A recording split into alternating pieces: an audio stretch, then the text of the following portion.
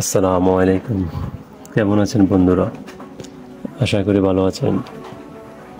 আপনারা দেখছেন Islamic story.bd।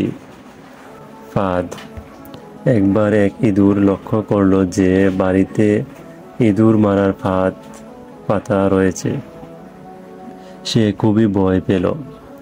ফাঁদটি অকেজো করার জন্য সে ওই বাড়ির থাকা মুরগির সাহায্য চাইল।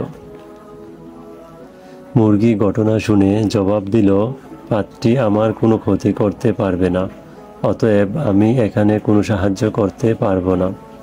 মুরগির কাছ থেকে এই উত্তর শুনে ইঁদুর খুব দুঃখিত হলো এবং ছাগলের কাছে গিয়ে সাহায্য চাইল। ছাগল ফাঁদের কথা শুনে বলল, ওই ফাঁদ বড়দের জন্য নয়, সুতরাং ওইটা আমার কোনো মাথা ব্যথা নেই। ইঁদুর ছাগলের কাছ থেকে একই উত্তর শুনে দুঃখিত হয়ে গরুর কাছে এলো। সব কথা শুনে গরু বলল, ইঁদুরের ফাঁদ আমার মতো বড় প্রাণীর কোনো ক্ষতি করতে পারবে না, সুতরাং এখানে আমি কিছু করার প্রয়োজন মনে করি না। ইঁদুর শেষ পর্যন্ত নিরাশ হয়ে তার ঘরে ফিরে এলো। রাতের বেলায় হঠাৎ ফাঁদ পড়ার শব্দ বাড়ির কর্মী বুঝতে পারলেন যে ফাঁদে কিছু একটা ধরা পড়েছে।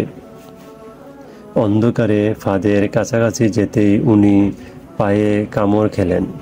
আসলে ফাঁদে ইঁদুরের বদলে সাপ ধরা পড়েছে।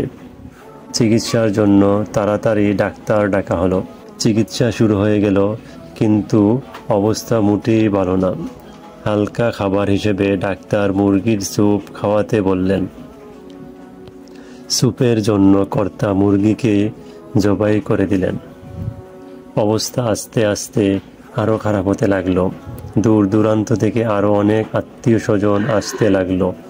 বাধ্য হয়ে কর্তা ছাগলকে জবাই করলেন তাদের আপ্যায়ন করার জন্য।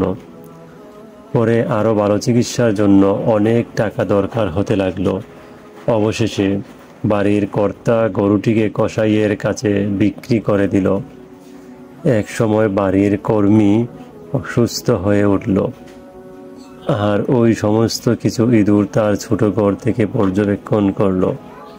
এখান থেকে আমাদের শিক্ষা, কেউ বিপদে সাহায্য চাইলে তাকে সাহায্য করা উচিত। সেই বিপদে আমাকে স্পর্শ করুক বা না করুক, হয়তো একদিন অন্যের বিপদের ফল আমাকেও ভোগ করতে হতে পারে।